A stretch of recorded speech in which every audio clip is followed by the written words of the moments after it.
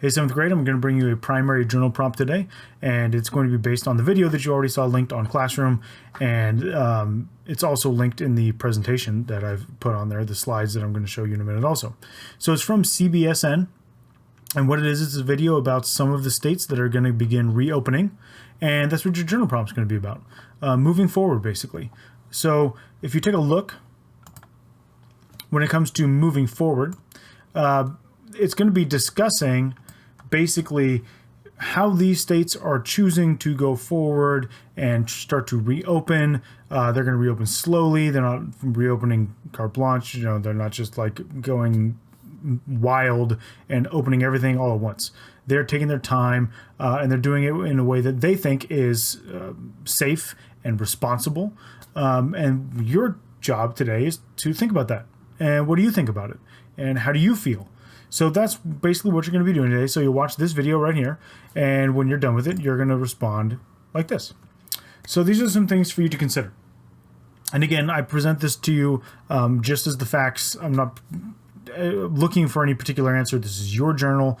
I'm not giving you my angle on this at all. I'm not even going to tell you what I think about them. I'm just presenting you with what's happening, and then I want you to respond to it.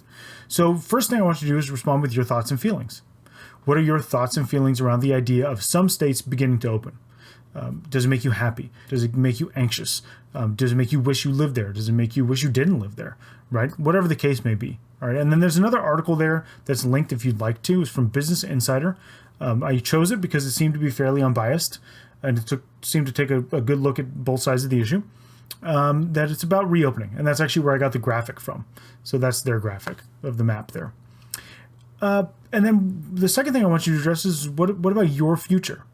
So I want you to look forward and talk to the future historians in the primary journals that you're writing about. What do you see as your path forward as Californians? What do you see your life like in a month or two when California starts to reopen slowly by relaxing its safer at home restrictions? What do you want and what do you feel comfortable with? You know, this past weekend, there were a lot of people at the beach. The news said that those people maybe shouldn't have been at the beach. There were people who said maybe those people shouldn't have been at the beach. Maybe the social distancing wasn't working. Orange County has said they're going to start to lighten their restrictions, whereas LA County beaches are becoming more strict. Which path do you like? Which one do you think is correct? Which one do you agree with? You know, maybe you were one of the people at the beach. I have no idea. Write about it. If you were one of the people there, if you were one of the people out last weekend, not necessarily following the strictest of safer at home restrictions, why? What made you do that? You know, that information is going to be really good for future historians too. And again, I'm not pushing any sort of narrative. Say what you want. Maybe you're one of those people who was at home really upset your best friend went and you didn't like it. Maybe you didn't like it because you were left out, or maybe you didn't like it because you thought they shouldn't have done it. Whatever the case may be, write about it. You may not have any firsthand experiences of this. Maybe the 60 whatever of us in 7th grade, you were all following the restrictive guidelines the way your parents wanted you to, the way the government told you to, and so you didn't do it.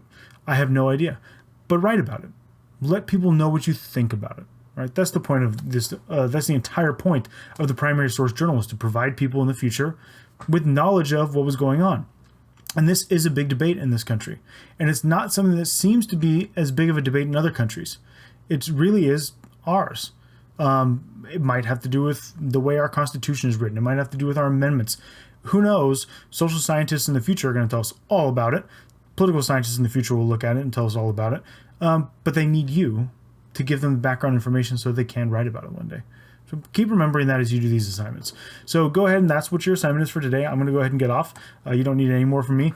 Watch the CBSN video. If you'd like to read that article, you can. If you don't have time, it's fine. Don't do it. And then give your thoughts in your primary source journal. All right, guys, I'll see you tomorrow for our live class.